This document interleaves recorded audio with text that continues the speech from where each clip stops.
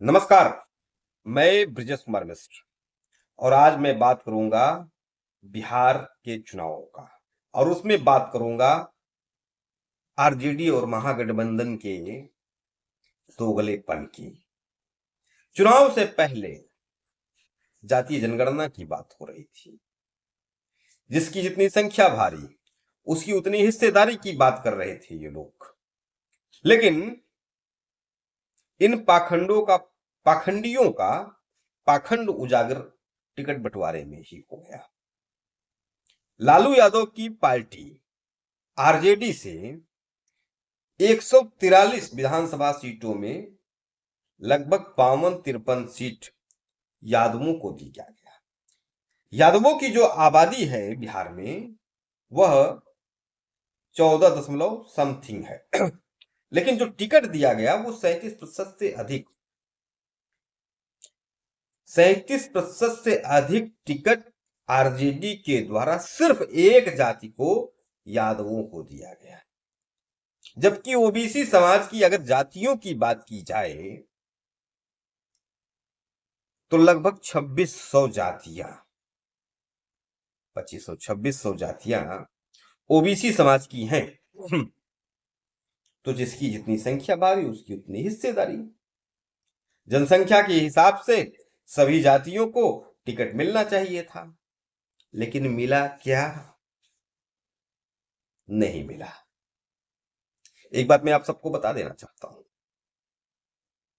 जनसंख्या के आधार पर आरक्षण व्यवस्था को लागू करवा दीजिए, मैं उसका समर्थक हूं। फिर उसके बाद देखिए, ये जो कुर्मी, कुशवाहा और यादव हैं, यह तीनों जातियां ही आरक्षण का विरोध करेंगी, सामान्य वर्ग से अधिक विरोध करेंगी। कहेंगी योग्यता का क्या होगा, तब ये कहेंगे।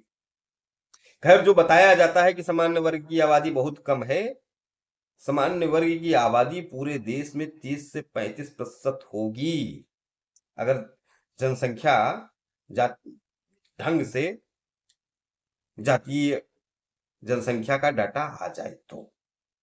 खैर, मैं इनके सामाजिक न्याय के पाखंडों की बात कर रहा था।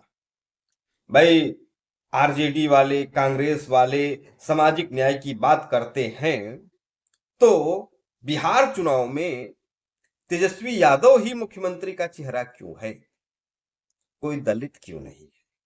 कोई मुस्लिम क्यों नहीं है आरजेडी की तरफ से?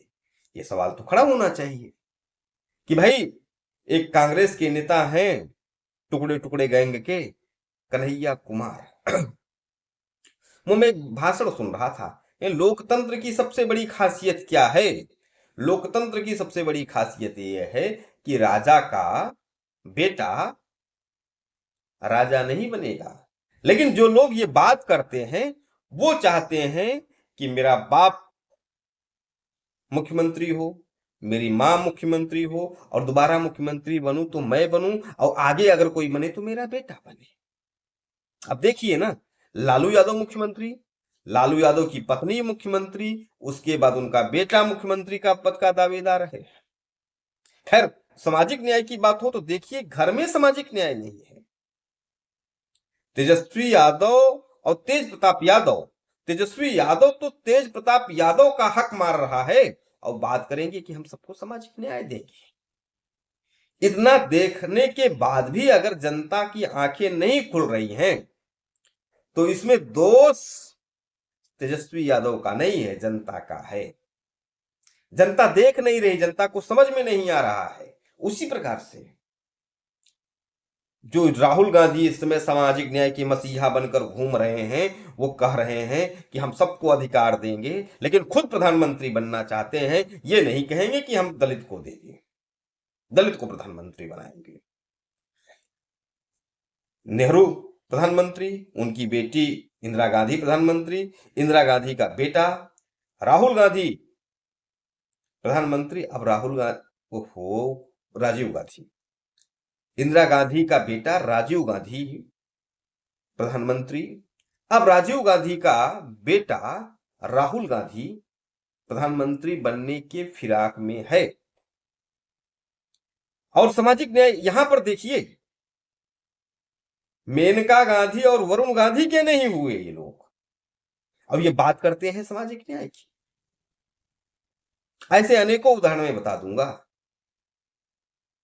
कि पार्टी को हथियाने के लिए भाई भाई का नहीं हो रहा है, बहन बहन की नहीं हो रही है, और बात करते हैं कि हम सामाजिक न्याय की लड़ाई लड़ रहे हैं। हकीकत में सामाजिक न्याय की लड़ाई के नाम पर अपने पेट का साइज बढ़ा कर रहे हैं, उनके नाम पर उनके अधिकारों को ही ये लोग खा रहे हैं। यही सच्चाई है। और एक बात और मैं कह देना चाहता हूं कि अगर जातीय जनगणना के आधार पर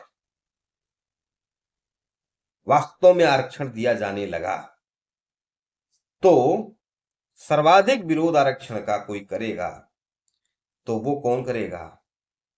यादव करेगा, कुर्मी करेगा, कुशवाहा करेगा, क्योंकि ये तीन जातियां बाकी अन्य ओबीसी जातियों के अधिकारों को खा रही है। इसी प्रकार से अगर दलित वर्ग में जाएंगे तो मीना, मंडल और एक दो जो जातियां हैं वो बाकी दलित समाज के जातियों का अधिकार खा रही है। अगर जनसंख्या के आधार पर प्रत्येक जाति का निर्धारण करके उसके आधार पर ही हिस्सेदारी दी जाने लगी तो बस इतने तक ही सीमित नहीं होना चाहिए, फिर अलग अलग बना भी देना चाहिए, क्योंकि भाई योग्यता के हिसाब से पढ़ना भी चाहता हूं। इस समय तो आरक्षण के माध्यम से देश में मैं देखता हूं माइनस नंबर वाले भी अध्यापक बन जा रहे हैं। तो सामान्य वर्ग का लड़का तो उसके आईक्यू लेवल से अधिक होगा, तो सामान्य वर्ग का लड़का उस माइनस नंबर वाले से क्यों पढ़े? अब वो पढ़ाएगा क्या? यह सोचने वाली बात है। खैर, मैं जो वीडियो बना रहा था सामाजिक न्याय, तो सामाजिक न्याय कैसा है इन पाखंडी राजनीतिक दलों का। वैसे इस मामले में सारे राजनीतिक दल हमाम में नंगे हैं। कोई नहीं चाहता, अगर एक बार कोई मुख्यमंत्री बन जाता है, कोई भी किसी भी पद पर पहुंच जाता है, तो वो चाहता है, वो सोचता है ये मेरे बाप की बपौती है, मेरे अलावा इस पद पर कोई कैसे आ सकता है। यह आम आदमी की धारणा है। और वो जो सामाजिक न्याय का मसीहा तेजस्वी यादव है, सबके अधिकारों की बात कर रहा है, सबको हम हक देंगे। वो नौवीं फेल किसी योग्य यादव को भी मुख्यमंत्री पद का दावेदार नहीं बनाएगा, किसी दलित को भी क्या कहते हैं मुख्यमंत्री का दावेदार नहीं बनाया, खुद मुख्यमंत्री बनना चाहता है। तो इनका सामाजिक न्याय कैसा है आप सब समझ गए। ये तो अपने भाई के नहीं हो रहे हैं, तो बाकी अन्य जातियों का क्या होंगे। धन्यवाद।